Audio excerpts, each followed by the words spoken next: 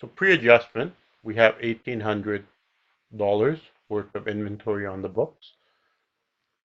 After we do the count, we discover that we only have 1,600 on hand. Therefore, we're going to need an adjusting entry to inventory of $200. 1,800 minus 1,600. So that shows you the value of doing an inventory count. It helps you discover the shrinkage.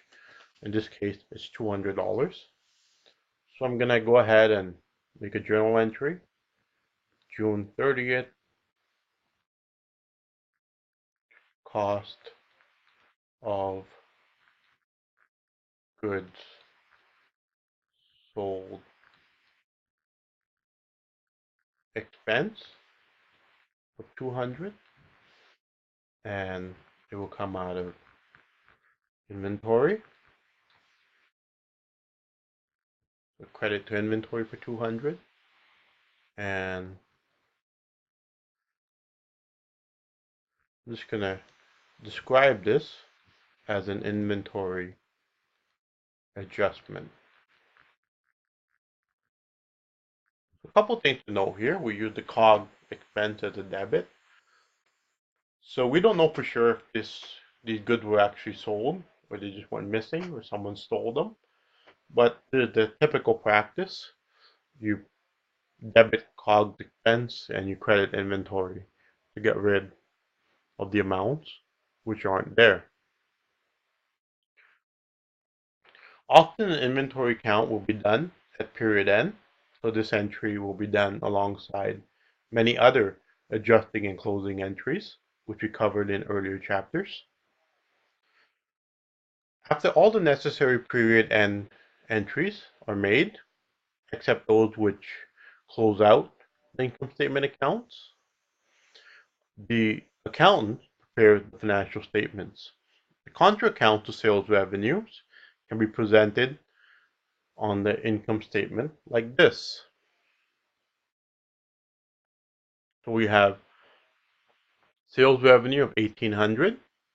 Then we take off our contra accounts, 100 for sales discounts and 250 for sales return and allowances. Those add up to 350. Debit balance. So credit balance minus debit balance gives us net sales revenue of 1,450. It is common practice to show only the net sales revenue number on the income statement. The account name can also be shortened to sales revenue, net sales, or simply sales. So to wrap up this chapter, we'll be looking at a couple of ratios here. The gross margin percentage is a focal point for any merchandising firm since profitability is directly impacted by achieving higher selling prices and keeping costs as low as possible. So the way this is done is shown in the box. The gross margin percentage is equal to the gross margin divided by the net sales revenue. The question here is, what is the SFU bookstore's gross margin percentage, assuming they achieve the following sales and inventory related expense numbers in Q2?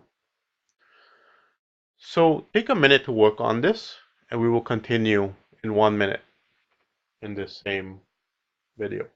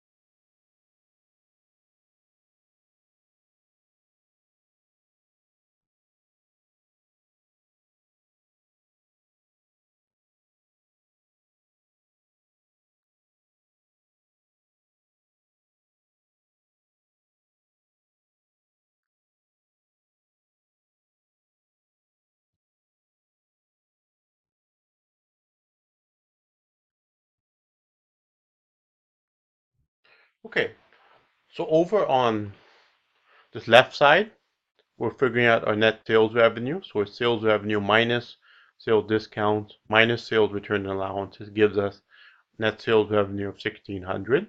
Over on the right side, we're adding up our value of the inventory. So we have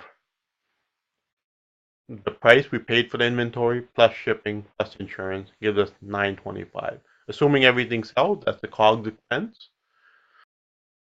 So we have one more calculation before we can plug and play with the gross margin percentage. We have to actually calculate the gross margin. So I'll do that over here. Gross margin, GM, will go our sales revenue of 1600 minus our COGS of 925, and we will get $675. So now we can go ahead and plug stuff in. Gross margin up top, 675. Net sales revenue on the bottom, we had that number, 1600. And then we pull out our calculators and solve. We should get 42.2%. Managers prefer to see higher gross margin percentages, but sometimes better sales numbers and profits can be achieved with lower margins. More sales volume if lower prices are offered. So to expand on this idea a little bit, imagine if you're selling apples for $5 each and you make one sale in the quarter to someone who really wants an apple. Well, you might have a high gross margin percentage based on one sale, but your profit wouldn't be very high, right? So if apple had cost you 5 cents and you sold it for $5, you have an astronomical gross margin percentage. But compared to selling 5-cent apples for 50 cents each, then your gross margin wouldn't be as high, but you would have a lot more sales, which will result in higher profit.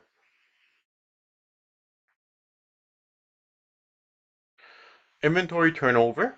This ratio is a measure of how often inventory is bought and sold, turned over per period. So looking inside this box here, we have cost of goods sold up top, and we have average inventory on the bottom. What does average inventory mean? It means adding your beginning inventory during the period and your ending inventory during the period and dividing that total by 2. Let's assume that the bookstore had a beginning inventory of $2,000 and an ending inventory of $2,250. What is its inventory turnover rate?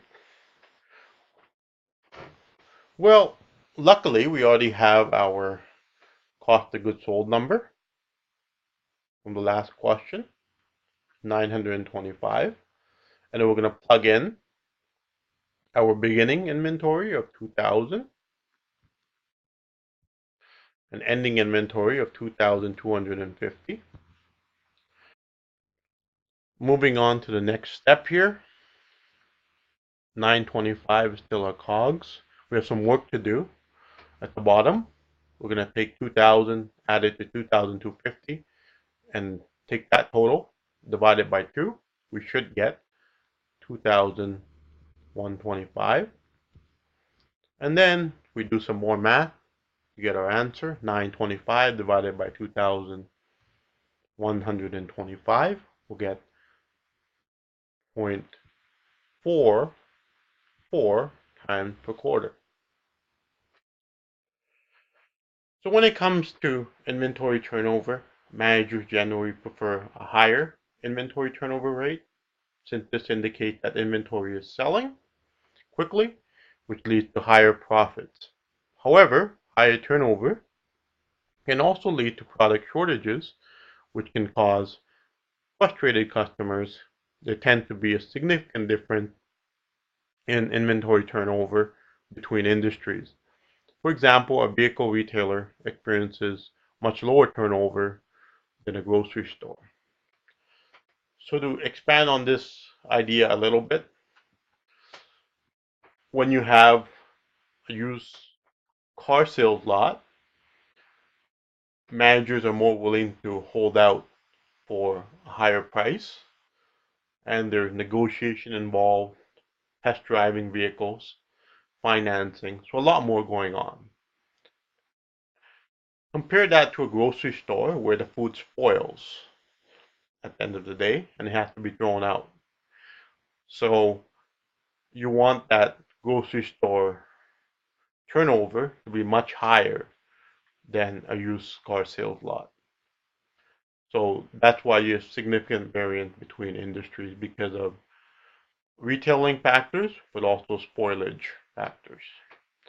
So that's it for chapter 5. Please remember to try the homework and the quiz, and most of all, remember to attempt the midterm.